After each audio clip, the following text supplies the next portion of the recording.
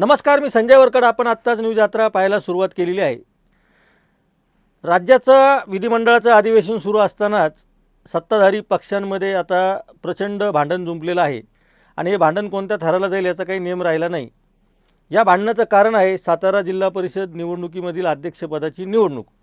या निवडणुकीमध्ये भारतीय जनता पक्षाने अध्यक्षपद मिळवण्यासाठी सत्तेचा पुरेपूर वापर केला किंवा गैरवापर केला असं म्हणता येईल. आणि ते आपण म्हणत नाही तर त्यांच्यासोबतचा ते ज्याला मित्रपक्ष म्हणतात त्याला मित्रपक्ष म्हणायचं की नाही आपण नंतरच्या टप्प्यात चर्चा करू. पण ते ज्यांना मित्रपक्ष म्हणतात त्या मित्रपक्षाने केलेला आहे आणि तो पक्ष म्हणजे उपमुख्यमंत्री एकनाथ शिंदे यांची शिवसेना, ज्याला एकनाथ शिंदे गट म्हणूनही ओळखला जातो आणि मूळ शिवसेना असाही दावा तो अजूनही करतायत. न्यायालयाचा निकाल आलेला नाही. मुद्दा असा आहे की सातारा जिल्हा परिषद अध्यक्षपदाच्या निवडणुकीमध्ये जी काही हाणामारी झालेली आहे आणि ज्या पद्धतीने ते सगळं नाट्य रंगलेलं आहे त्या नाट्यामध्ये इतक्या घटना घडामोडी घडलेल्या आहे की महाराष्ट्रामध्ये कायदा आणि सुव्यवस्थेचा परिस्थिती आहे की नाही असा प्रश्न आता पडलेला आहे. यामुळे या सगळ्या घटनाक्रमामुळे मुख्यमंत्री देवेंद्र फडणवीससुद्धा नाराज आहे अशी बातमी येत आहे. परंतु त्याच्यावर पडदा टाकण्याचा पुरेपूर प्रयत्न केला जात आहे.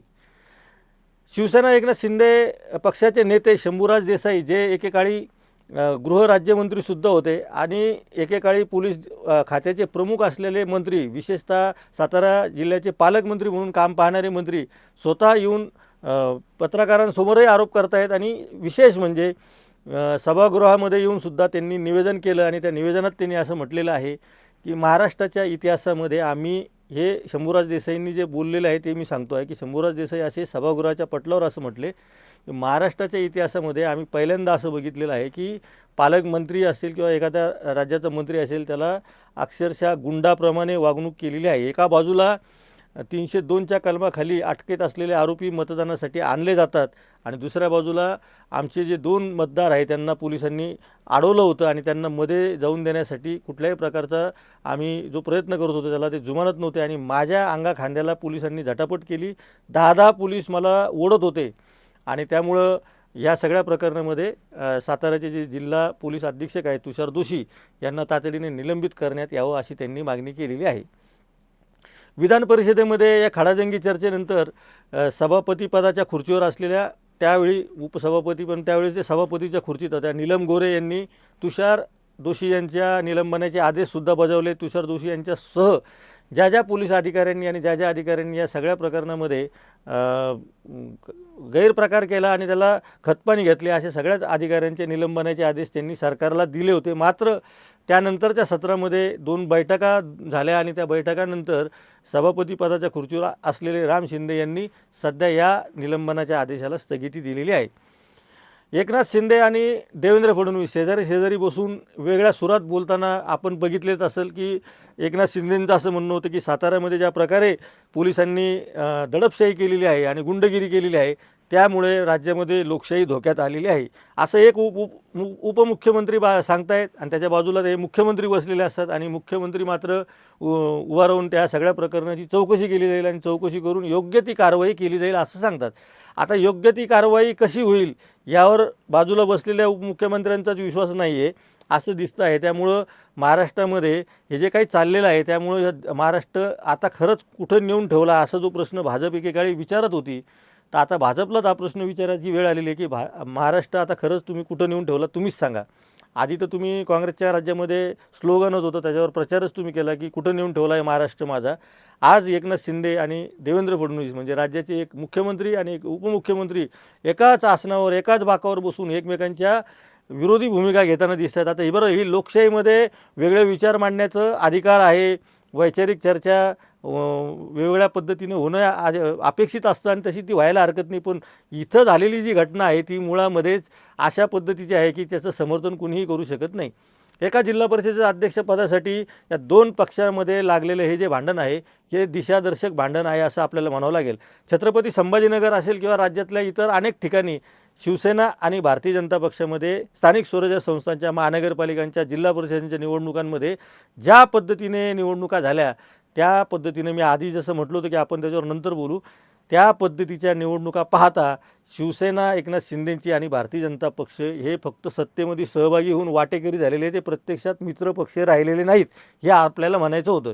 कारण मित्रपक्षाची व्याख्याच वेगळी असते. मित्रपक्ष हा समविचारी असतो. इथं समविचारी एका बाजूला तुम्ही सांगता समविचारी आहेत, दुसऱ्या बाजूला अनेक मुद्द्यांवर तुमचे भांडणं सातत्याने सुरू आहेत. मग ते ठाण्यापासून सुरू झालेले भांडणे छत्रपती संभाजीनगरपर्यंत पोहोचले, संभाजीनगरपासून ते आता साताऱ्यापर्यंत गेलेले आहेत.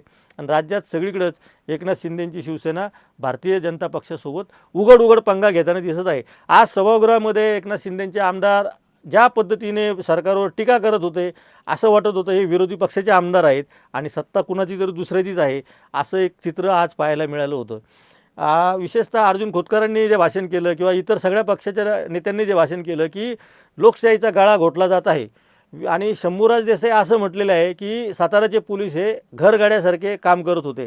आता त्यांनी दुसऱ्या बाजूला अशी पण मल्लीनाथी केली की आम्ही थेट भारतीय जनता पक्षाचं नाव घेतलं नाही. मग घरगडी होते तर कोणाचे घरगडी होते?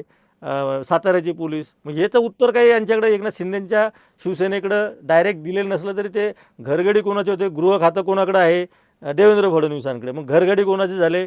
तर देवेंद्र फडणवीसांचे झाले. म्हणजे तुम्ही डायरेक्ट त्यांच्या घरावर दगड मारतात आणि त्यांना म्हणतात की नाही आम्हाला तुमच्या घराची काच फोडायची नव्हती, आम्हाला तुमच्या छतावर दगड फेकायचा होता, चुकून तो काचेला लागला, असा हा प्रकार आहे. त्यामुळं हे प्रकरण दोन्ही पक्षाला निस्तरता नाकीनऊ येणार आहे. दुसऱ्या बाजूला एक बातमी मध्येच अशी आली की एकनाथ शिंदेंनी त्यांच्या आमदारांना सभागृहामध्ये आक्रमक भूमिका घ्यायला सांगितलेली आहे. याचा अर्थ भारतीय जनता पक्ष आता जी मुस्कटदाबी करतो आहे त्याला जुमानायचं नाही असं एकनाथ शिंदेंच्या पक्षाने ठरवलेलं आहे का? भांडणं हे स्वतः करणार, भांडणांचे मुळं हे काढणार, एकमेकांचे गळे धरणार, पोलीस त्यांच्या मंत्र्यांना मारहाण करणार, हे सभागृहात विषय काढणार आणि आम्ही पत्रकार बोलायला लागलो की परत म्हणणार की तुम्ही आमच्या दोन पक्षांमध्ये भांडणं लावायचा कार्यक्रम करू नका, काड्या करण्याचे कार्यक्रम करू नका. मुख्यमंत्री तर अनेकदा म्हटलं की आमचं खूप चांगले संबंध आहे, तुम्ही येऊन आमच्यात काड्या करू नका. पण काड्या करण्याचा विशेष नाही, आम्ही काड्या करण्याचा काहीच प्रश्न नाही. तुम्ही गळे धरायला लागले, तुमचे पालकमंत्री जिथं आहे त्या पालकमंत्र्याला मारायला लागले.